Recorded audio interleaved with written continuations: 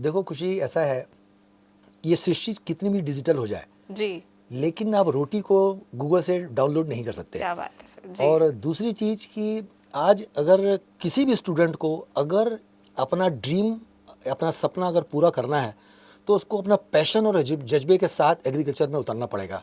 अगर उस पैशन और जज्बे के साथ उतरता है तो उसको मिलेनियर बनने के लिए कोई नहीं रोक सकता।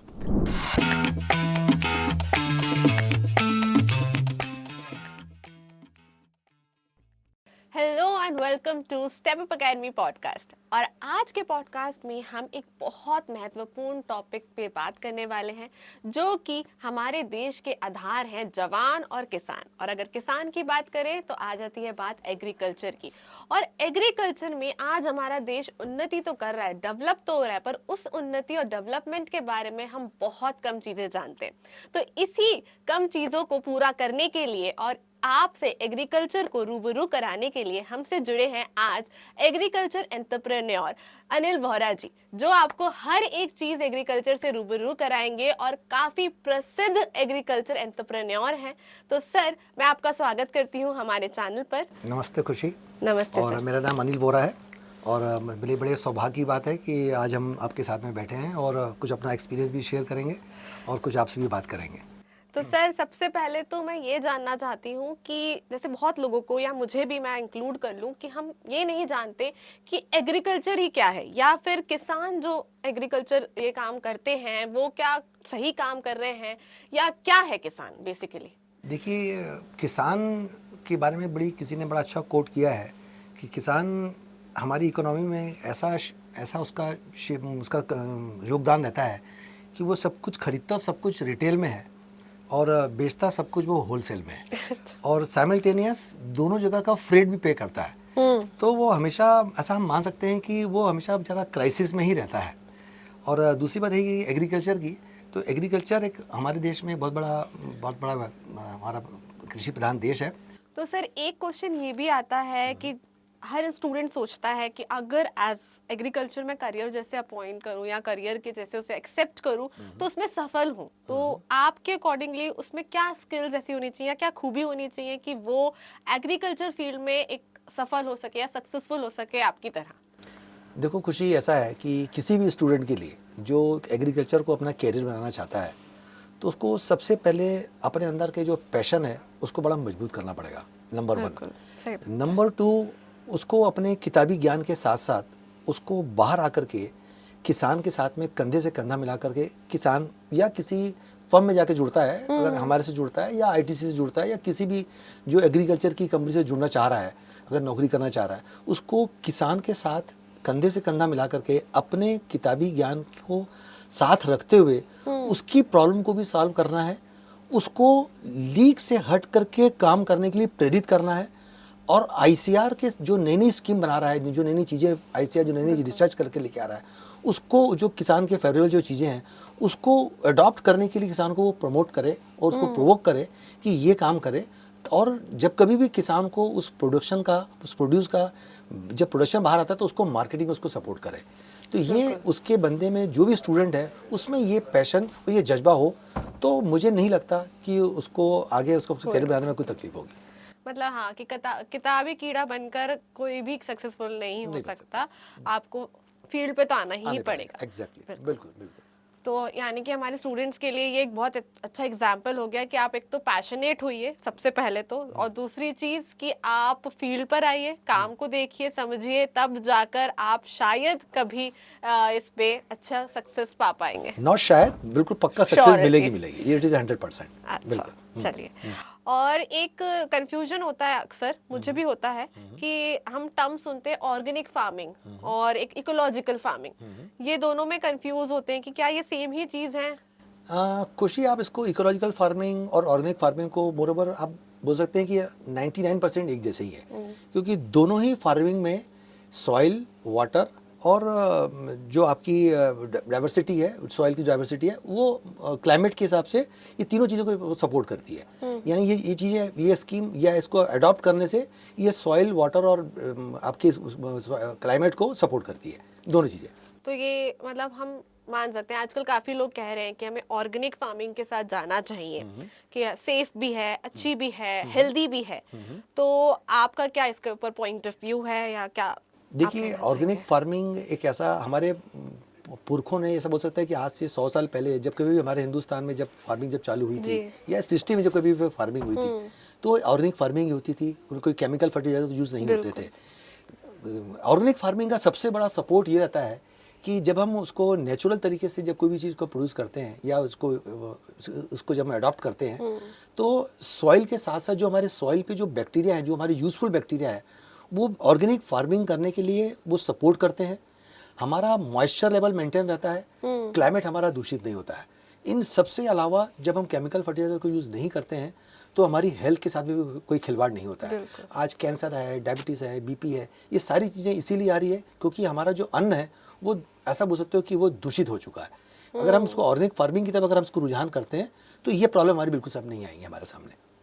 यानी हाँ, हमें ऑर्गेनिक फार्मिंग की तरफ ही अब बढ़ना Exactly, चाहिए। बिल्कुल, बिल्कुल। और आजकल जो इतनी नई नई बीमारियां उत्पन्न हो रही है, तो उसको भी हम ये कहेंगे कहीं ना कहीं वो हमारे खाने के तरीके पे या खाने में ही ऐसी दिक्कतें हैं जो आजकल नई बीमारियां आ रही हैं या लोग पीड़ित हो रहे हैं। बिल्कुल बिल्कुल सही कह रहे हैं, बिल्कुल सही कह रहे हैं। तो सर मैं ये भी जानना चाहती हूँ कि आजकल जो हम यूथ देख रहे हैं वो काफी सारी जगह पे इंटरेस्ट दिखाते हैं, पर अगर हम बात करें एग्रीकल्चर की तो हमारे यूथ की अवेयरनेस भी कम है, प्लस उन्हें इस चीज की शायद जानने की वो भी नहीं, उत्सुकता हम कह सकते हैं कि क्या है फार्मिंग, क्या है किसान, क्या है फसलें, और बहुत कम चीजें वो जानते हैं। तो कैसे हमें उनको अवेयर करना चाहिए और क्यों उन्हें अवेयर होना भी चाहिए? देखिए, ऐसा है खुशी, जैसे आपने कहा कि यूथ को आगे आना, उसको इंटरेस्ट भी है लेकिन वो डरता है। हाँ, देखिए खुशी, ऐसा है, सबसे पहली चीज़ तो ये है कि जो भी यूथ अगर इसमें काम करना चाहता है, एज एंटरप्रेन्योर काम करना चाहता है, तो उसमें एक वो काम करने का, एग्रीकल्चर के अंदर काम करने का उसमें एक जज्बा होना चाहिए। किताबी ज्ञान से हट करके उसको फील्ड पे उतरना पड़ेगा। जी और आईसीआर के साथ में जो उनकी नई नई स्कीम है, जो कि मैंने पहले भी आपसे बताया जी था जी कि उसको एक ब्रिज बिल्कुल। का काम करेगा वो। और आज की तारीख में अगर वो एज एंटरप्रेन्योर अपना उसको कैरियर बनाना चाहता है, तो मिनिस्ट्री ऑफ फूड काफ़ी सपोर्ट कर रहा है किसी भी फूड के ऊपर में उसका वैल्यू एडिशन करने के लिए। अच्छा। यस, तो वो 30% से लेके 50% तक सब्सिडी देती है। और ये जो स्कीम है, ये हर एंटरप्रेन्योर्स के लिए जो आगे आकर के इस काम को आगे बढ़ना चाहता है। बिल्कुल। ऐसा तो यानी कि हमारे यूथ को यही सोचना चाहिए कि जब इतना सपोर्ट मिल रहा है तो वो इस करियर को भी ऐसा ग्रोथ के लिए चूज कर सकते हैं कि एग्रीकल्चर में भी उन्हें काफी ग्रोथ मिल सकती है। जी हाँ। तो ऐसे ही मेरे एक और क्वेश्चन है कि अभी जो हमारा इंडियन एग्रीकल्चर सिस्टम चल रहा है तो उसकी ऐसी कोई नई अप्रोच जो आपको काफी इंस्पायर करती हो, क्योंकि आप काफी सक्सेसफुल है ऑलरेडी इस फील्ड में, तो ऐसी कौन सी अप्रोच है जिसने आपको इंस्पायर किया हो?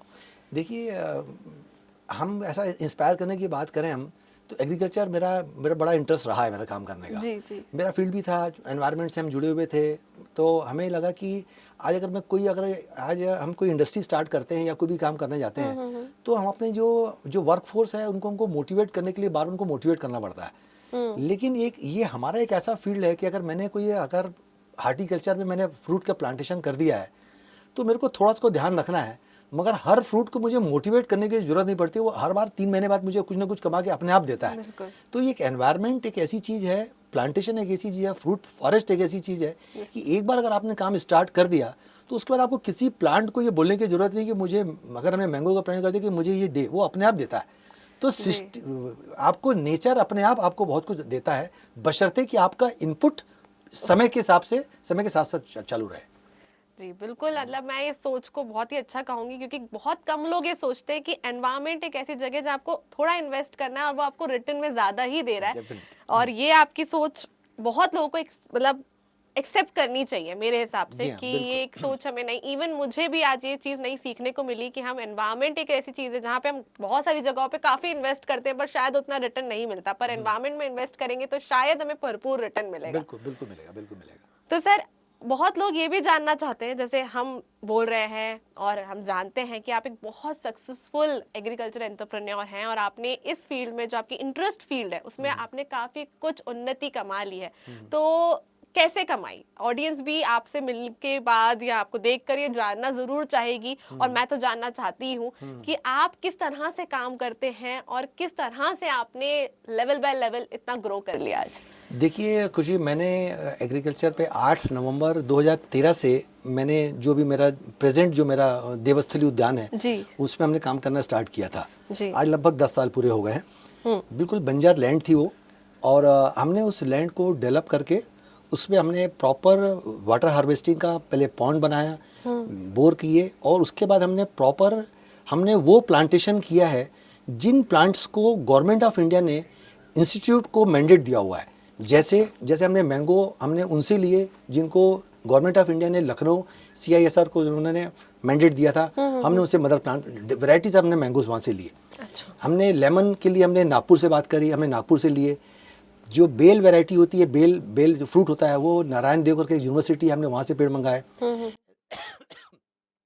ये सारे प्लांट्स हमने मंगा करके बिल्कुल सिस्टमेटिक हमने प्लांटेशन किया, और जो बीज की जगह होती है वो जो 2 रो की प्लांट की जगह, उसमें हमने ITC के साथ टाई अप करते हुए तुलसी भी लगाते हैं, अश्वगंधा भी लगाते हैं, समय पे गेहूं भी लगाते हैं, सोयाबीन भी लगाते हैं, मक्का।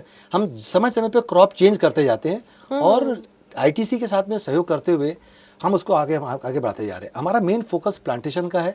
हमने वेराइटीज ऑफ मैंगो लगाया है, चीकू है, गुआवा है, कस्टर्ड एप्पल है, और सबसे बड़ी चीज़ कि हमने सैंडलवुड लगाया हुआ है, जो हम ऐसा सोचते हैं कि हमारे आसपास के एरिया में इतना प्लांटेशन किसी ने नहीं किया होगा जो हमने प्लांटेशन करके रखा हुआ है।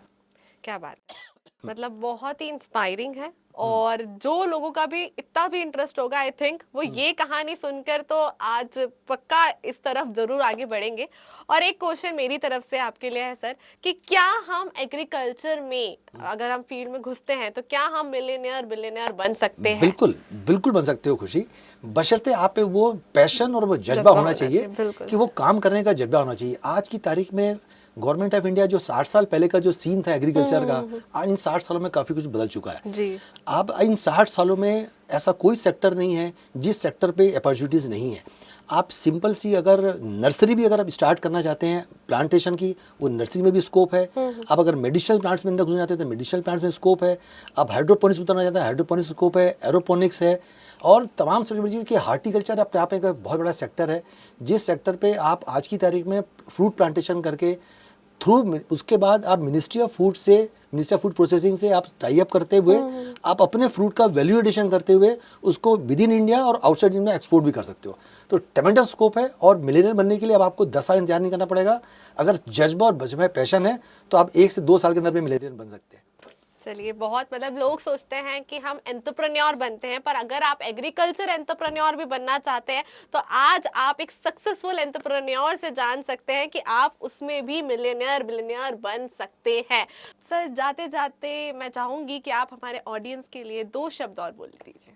देखो खुशी, ऐसा है, ये सृष्टि कितनी भी डिजिटल हो जाए जी, लेकिन आप रोटी को गूगल से डाउनलोड नहीं कर सकते। क्या बात है सर जी। और दूसरी चीज़ कि आज अगर किसी भी स्टूडेंट को अगर अपना ड्रीम, अपना सपना अगर पूरा करना है तो उसको अपना पैशन और जज्बे के साथ एग्रीकल्चर में उतरना पड़ेगा।